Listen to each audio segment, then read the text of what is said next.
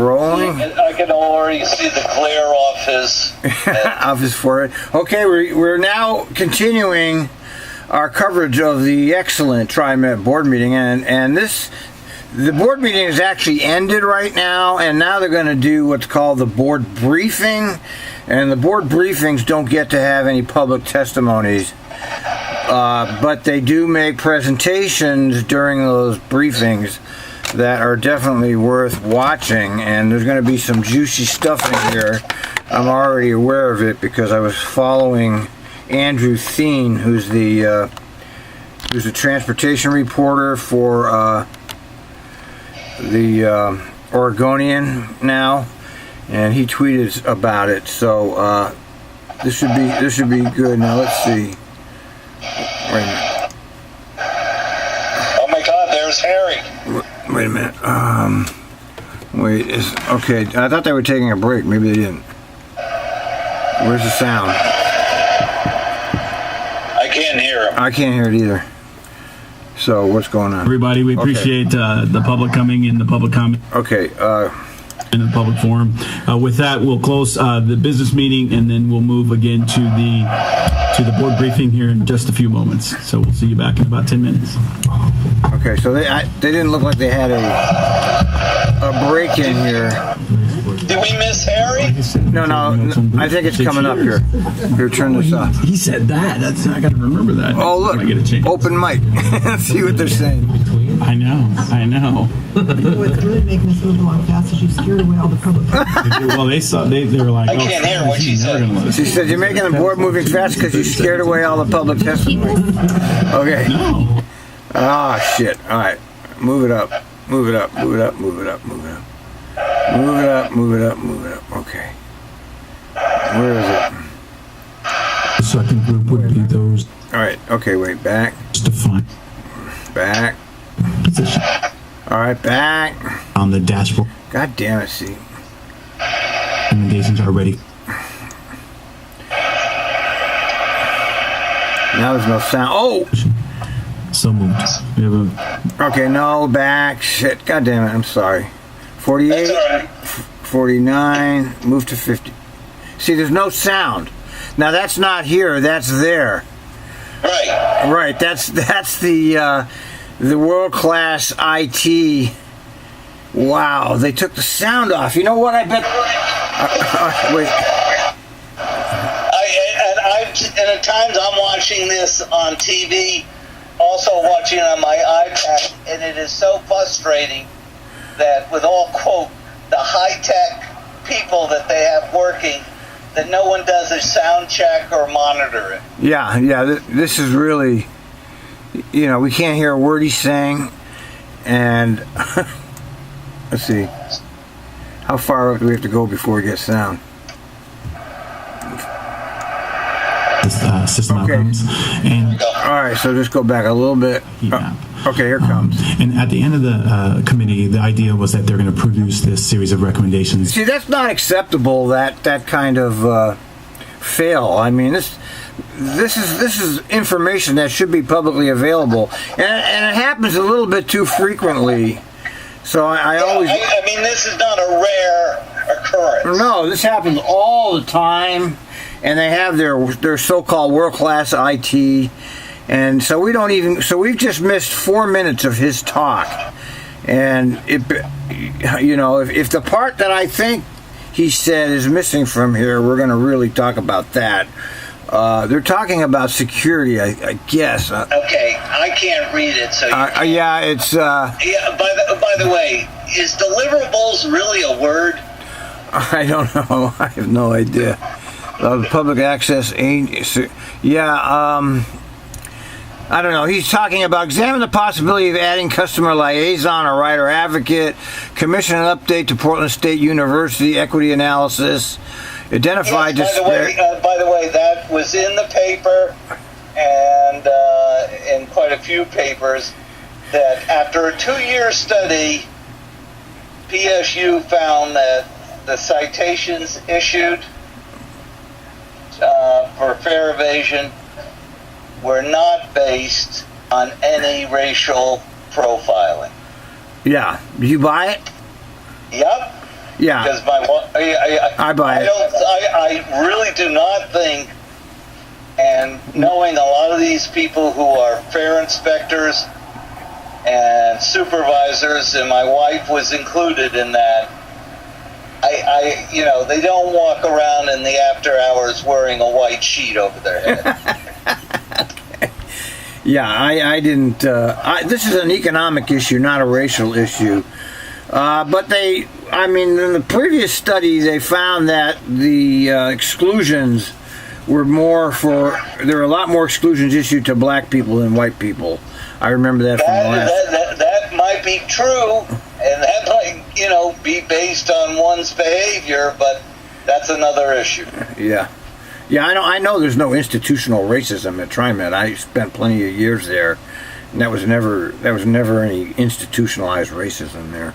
Again, ultimately for TIAC to refine, but that would go forward with the TriMet's GM. At this point, I'm happy to report that all of those are complete and the recommendations are ready for TIAC. So we have developed 2 different types of writer advocate models that will be operationalizing and pushing forward through TIAC. We have Dr. Renard to speak after us about his findings through the Portland State review of the system outcomes. And we have a dashboard that will be integrated into something we can put on our website beginning this fall for the committee to review as we move forward. Why are we doing this study? So we actually did this before. Yeah, I know. I don't know. And it was really effective. Yeah.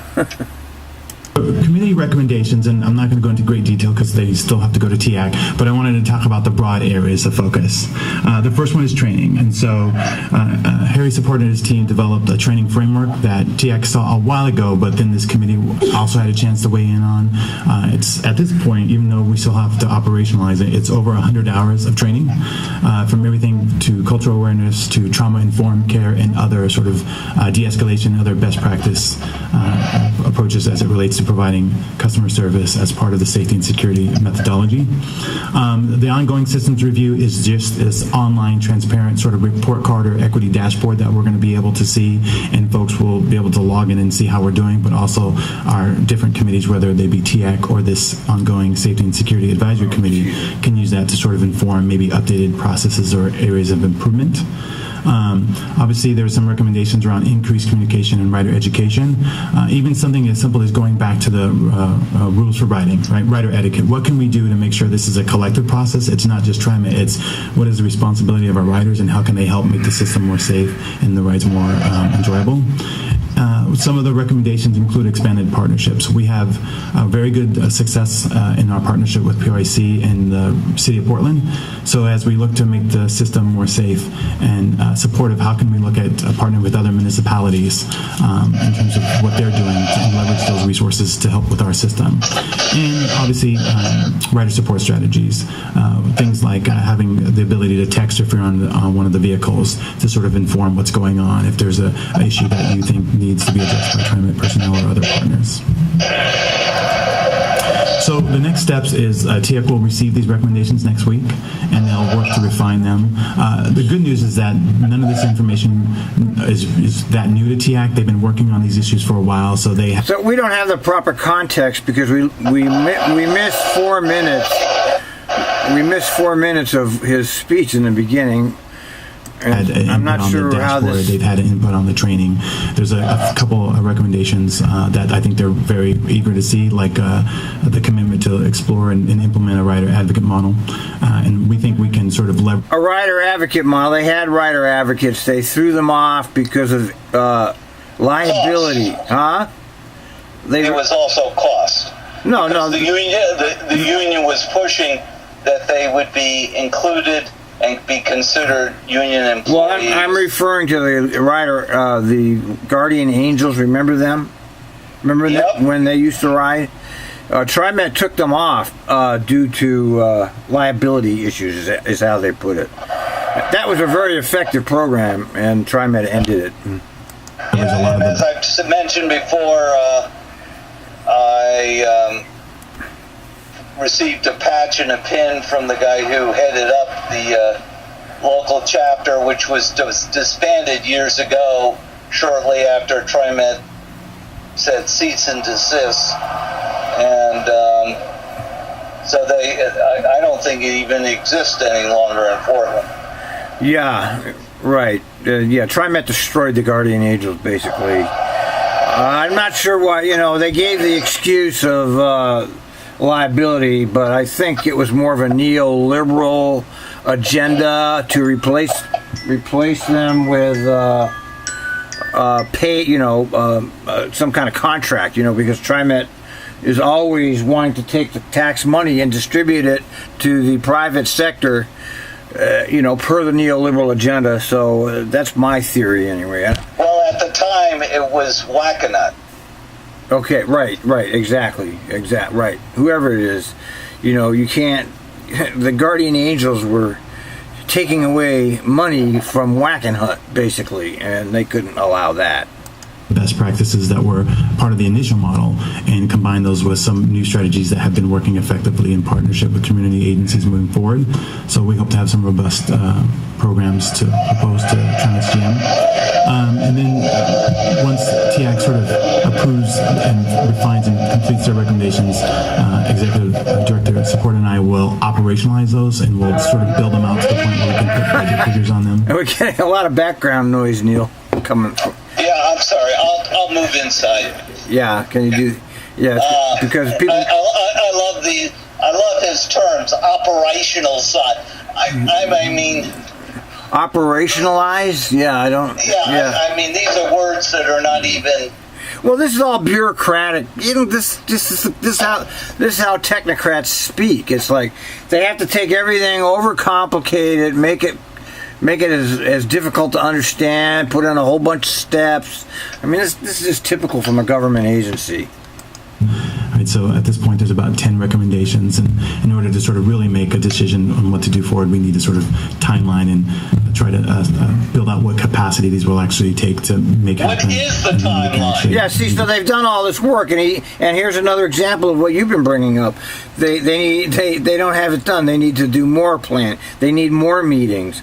They don't have the timeline even. What's the point of these meetings if they never actually get anywhere?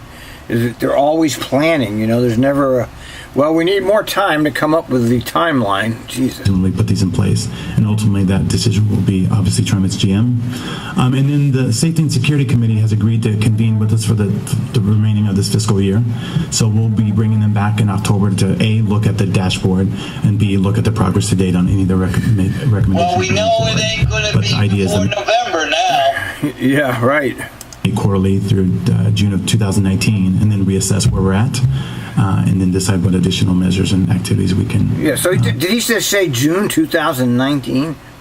Yes. Oh my God. So yeah. So this is your typical never actually conclude. Never actually get to the end of your plan. Just keep pushing it out. Well, can this be considered inside trading, buy stock in Dunkin' Donuts? Because we're going to be having lots of meetings. Yeah. And we're going to need lots of donuts. Don't forget your Starbucks coffee. Questions, if you have any. Questions, Director Brown? I guess can you talk a little bit more about the writer advocate positions, what that looks like?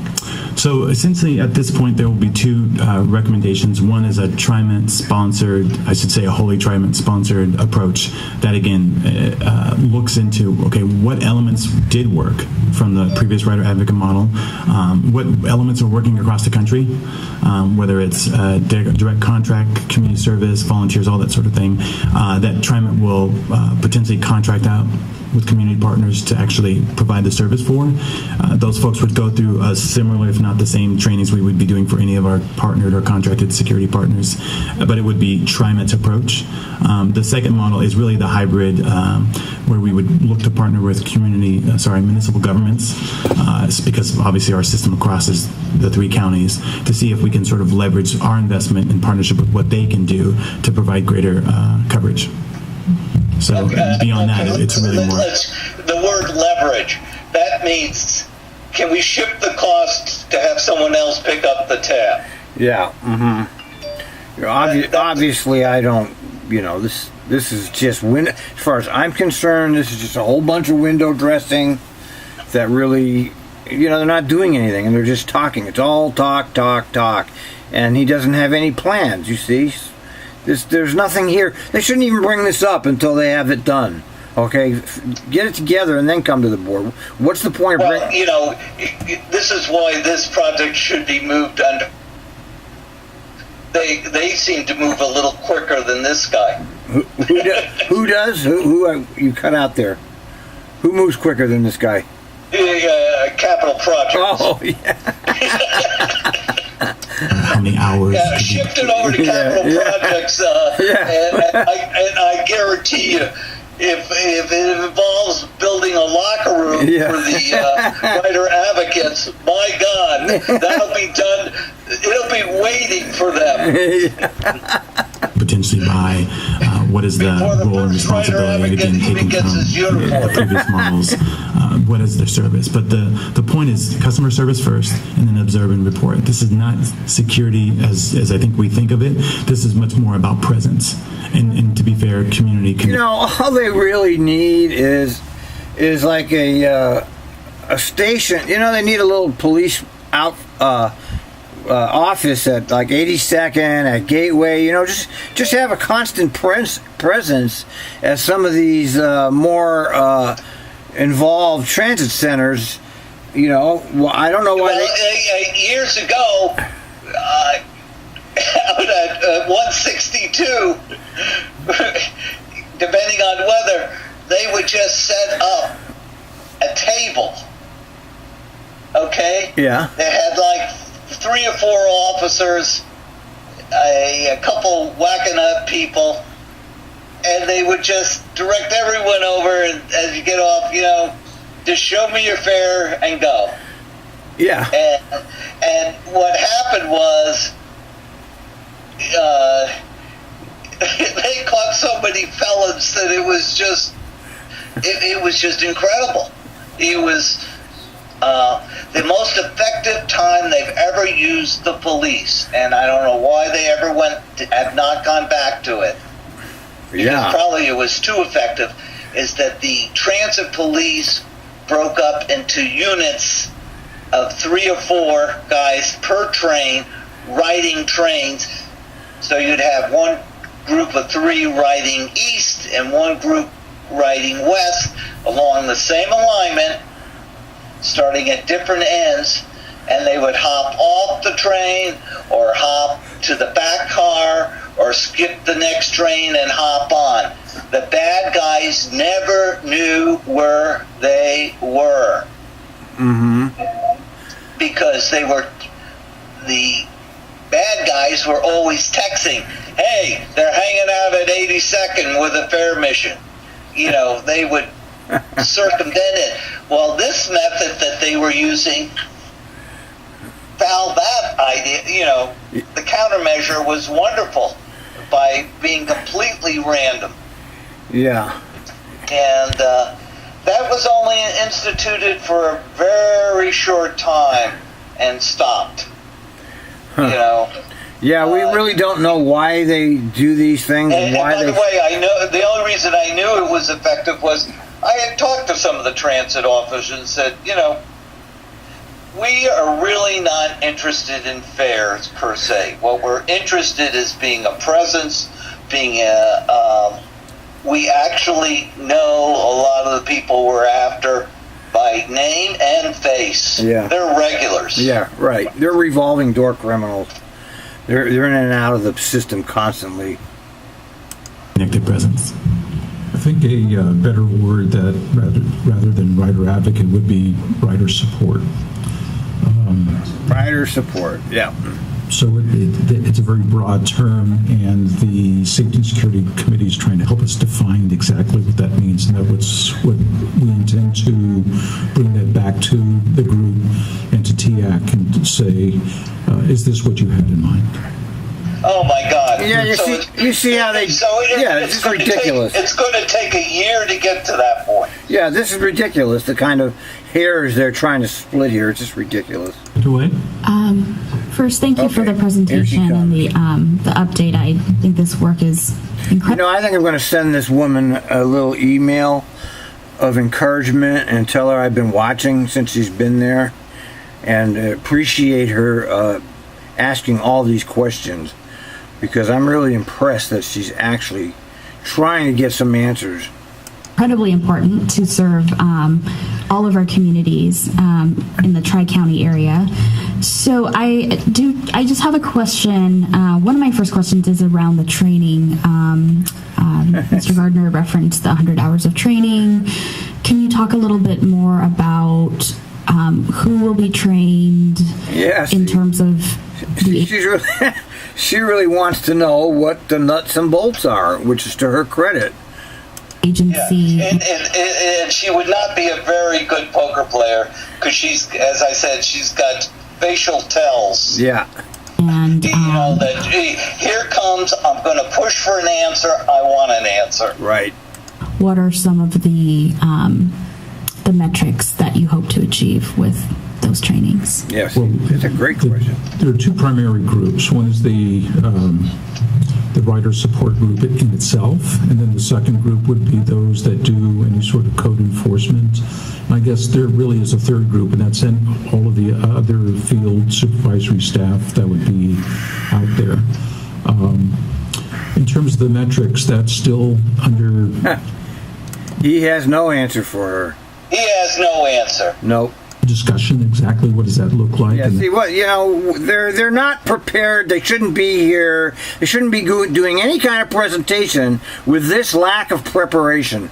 That's the discussion we're having. They don't have any information. That's all bullshit. Well, this is the first time they've ever showed up with anyone who'd ask questions. Right. That's right. They would have got, previously they would have given their presentation. Everybody would have said, thank you, you're great, you're just the greatest guys, you're the greatest staff. But this time they're getting questions. I mean, the only question would come from the board member who used to be at the end. It's just, can you give me a comparison? That would be the only question. Yeah, right. TIAC. Okay. I don't have an answer for you. Go ahead. There we go. And I have a question with regards to the dashboard. The CM2H Hill guy, I don't like him because he's CM2H, but the guy's obviously quite smart, He obviously knows how to read these reports. Curious about whether this is something we are designing internally, or we've brought in external partners to curate what that experience is going to actually look like. The dashboard was, we presented a concept of what the dashboard would look like to the Safety and Security I'm sorry, I'm Advisory not following what the dashboard is. There's supposed to be, in the Trimet Accountability Center. You've been over there at all? Trimet has it on its website, an accountability center. They're talking about adding to that a dashboard on safety and security. It's going to be some kind of a link where you can look at their safety and security. I guess they don't have it yet, but they're going to design it. But it's part of the accountability center. And you saw the representation of the group on that committee. They made decisions as to what they felt it looked like. That is now going to TIAC for their input, and then we'll make the. Well, he didn't answer the question. In other words, what does the dashboard look like? He's not answering. He's saying, well. And the other part of that question was, are we doing it ourselves, or are we contracted this out? Right. Refinements from that. So yes, it is an external group that is looking at it and helping us develop it even further. But we will also leverage, obviously, make sure the look and feel is accessible. We'll leverage. Right, so it's well beyond whether it's our tech staff or design staff, to make sure that this is something that people can sort of go through and walk through, and it's usable and sort of reader friendly, and also accessible in other languages. And I would say one of the elements, some of the information you'll hear from Dr. Renauer will be part of the dashboard in terms of some of the outcomes. But they're not giving any specifics, though. They won't do it. Joy, did you have a follow-up? Yeah, sure. Here she comes again. So first, I think it is very impressive that you were able to get over 20 organizations to be part of these committees. I think their feedback is very valuable. I will make a comment and ask if, because I think to me when reading through this, it's still a little bit Multnomah County heavy, and you can add in your thoughts around that. But what are we also doing to invite other community-based organizations in Clackamas County? For example, I live in Clackamas County. There's also huge demographic shifts going on there. Growing sort of poverty in places in the area, as well as Washington County. So just wanted to hear your thoughts in terms of what has been the level of relationship building with community organizations in those counties, and what has been the feedback from places that are not just heavily focused in Multco. I'd say a couple things. First, I think this is the initial start, and those recommendations are how we began, and we wanted to put those in place so we can operationalize a plan. Not to get too far into the recommendations, but we do have recommendations for TIAC to have sort of safety and security summits in all of the counties this spring, where we would be partnering with community-based organizations that are in those counties to obviously recruit people, but also to be part of that conversation. One of the GM deliverables was for our department to hire an outreach and community engagement specialist to help build those relationships. We've identified that person. She'll be joining our an outreach and community development specialist. There you go. Right, and he said spring, so that's next year. Yeah, right. That's right. Yeah, this is ridiculous. Yeah, next week. What I want to digress is what they're trying to do, and also the city of Portland. I don't know whether you've been following it. Over the years, the city fostered neighborhood associations, and they have grown and developed, and many of them have become highly effective, sometimes mainly to the city of Portland, a pain in the ass, because they show up at these type of meetings and saying, no, we're not interested in the plan you're planning for our neighborhood. Yes. And so what has been taking place is a slow eating away, trying to rid and terminate these community groups. Yeah, right. By taking away their funding. That's right. I've read about this. And so we don't want your input. No, they want it. Yeah, they want it. And as the only input we want is ineffective input. Yeah, we want you to rubber stamp us is what they want. That's. Yeah, just lend your support to what we're doing. We'll meet with you. We're not going to hear you. We're not going to. And yeah, similar to a Trimet public comment period, Right. Quote, that's what the outreach is. Yeah. This is nothing but a delaying, stalling. That's right. As you can see, there's no substance. No.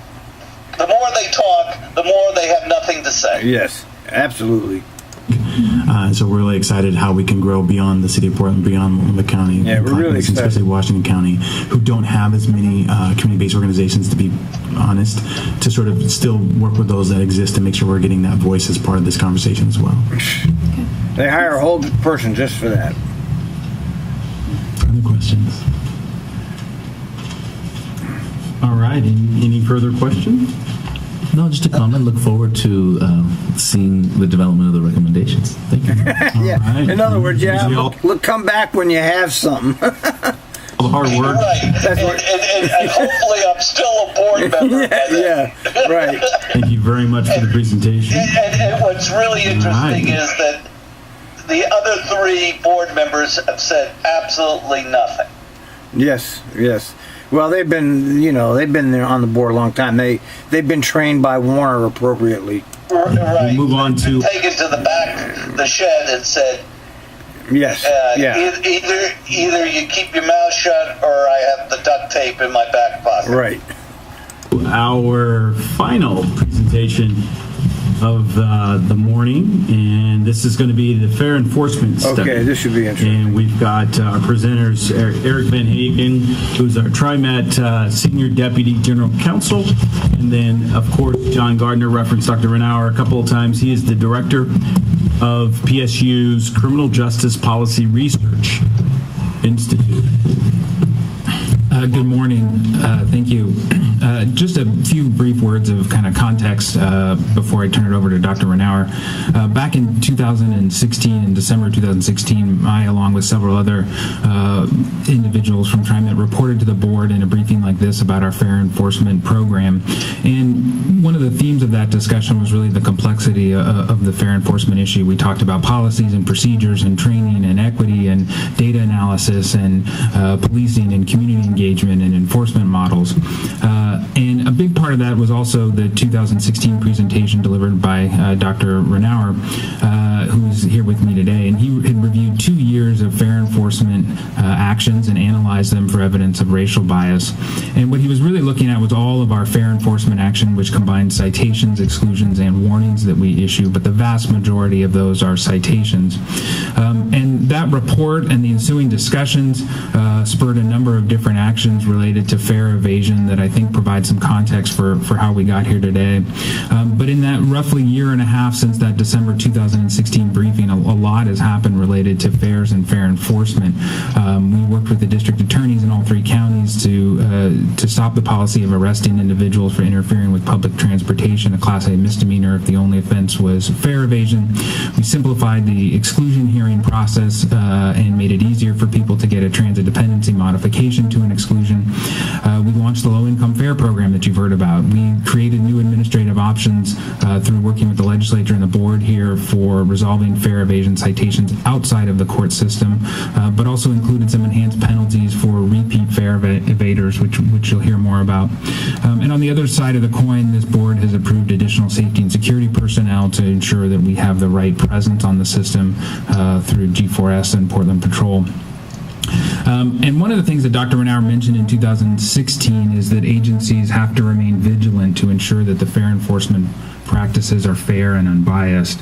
And he, challenged us to continue to engage in the sort of data monitoring and policy reflection that goes with that. My question, who paid them to do this? Or the quote, they just decided to come up with this study on their own? Oh, no, I imagine that TriMet commissioned them and gave them some kind of grant. Don't you? I would imagine that that's what happened. It's not completely independent. It's not really independent because it's part of the institutional Portland structure. So I'm just pondering before he gets into any more statistics. If you took his time, the other guy is going to testify his time. The money that was granted for this. The money for, quote, the procedure to handle the fair enforcement, all the time and effort and management input to implement the, quote, new policy, including the low fare.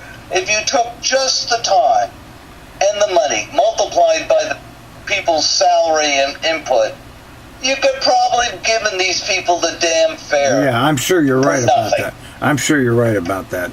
Well, come on, this whole issue of fair enforcement and evasion is basically a population control measure. It's not that much different from Nixon's declaring on tape that he instituted the war on marijuana to crush the dissent against him. That's when that all started. It's documented now that the war on marijuana was started for political reasons. And the fair enforcement is kind of like a public transportation to criminal justice pipeline.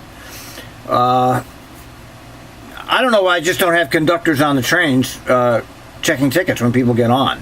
Okay, like they used to, and back in the old days. They'd rather do this, and so why is the question. I mean, if you actually really want to do something, you do. I said we had a fair enforcement system 100 years ago. You know what it was called? What? A conductor. Yeah, that's right. Just put conductors on the train. And he would yell, "Fares, fares!" Walk down the aisle. Yeah.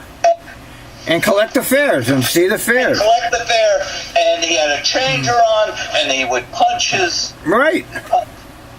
I'm in total agreement with that. They should bring back conductors, and also. And I said, the cost of bringing back the conductors versus the money of quote hop and all this other stuff is. It's nothing. Yeah. Plus, it provides security and fare enforcement and a human presence. You're right. Which, remember, they want to make sure the public knows that there's a human operating a bus and a train. Yeah. Right. I don't know. There's all kinds of police state connotations to this. I think it's just they're trolling for victims. The police are trolling for people that they can pick up, and that's really what's going on here. Right. I mean, they're actually, as I've said before, they know who they're looking for. Yeah. And with this new hop system, heaven forbid any of those wanted people tap the system. Right. They better not put their name. You might as well, walk around naked because they're going to find you anyway. Yeah, that's right. Message to heart, and in that spirit, we asked Dr. Renauer to once again come back and examine independently our fare enforcement data and to look at another 2-year data set to review that data for evidence of racial bias. Final note before I turn over to Dr. Renauer, as far as we know, only one other transit agency has ever looked in the United States has ever examined this issue in the form of a report in 2015 in Minneapolis. We're the only ones who have a fare evasion survey to compare that data to, which we think gives us better data and a more thorough and complete analysis. And we're the only transit agency to conduct this sort of a follow-up study to come back and continually monitoring that data. And so with that very brief background, I'll turn it over to Dr. Renauer. Well, thank you for having me, and thanks for this opportunity to work with Trimet once again. As was noted, this study is a follow-up to the 2016 report, and that report focused on 2 years of data from 2014 to 2016. This is an exact sort of 2-year replica of the most recent years, 2016 to 2018. I utilized the same methodology as I did in the 2016 report, and I'll talk about that here in a little bit. And the only real difference with this report is I provided some more in-depth examination of exclusions, looking at individuals, in particular persons who are repeat exclusion experiences.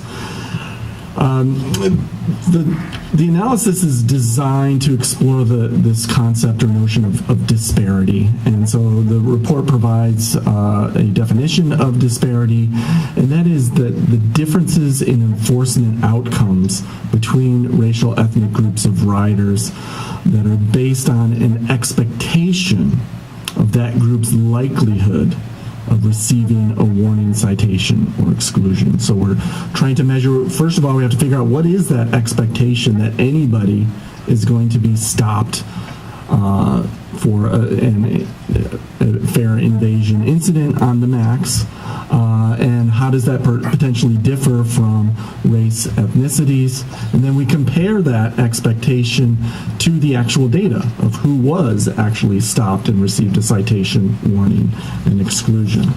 And so we're looking at what is that difference between that expectation and what actually did occur in these 2 years. There's some important guiding principles to my research that I think are important to understand. So I'm looking for these differences in that expectation and what actually occurred that are large enough, that meet a threshold that we could say that it's not due to random chance or some sort of measurement type of error, that those differences are large enough and meaningful that we would claim there's something noteworthy going on here that we should pay attention to, that we should perhaps examine with more depth and discussion and analysis.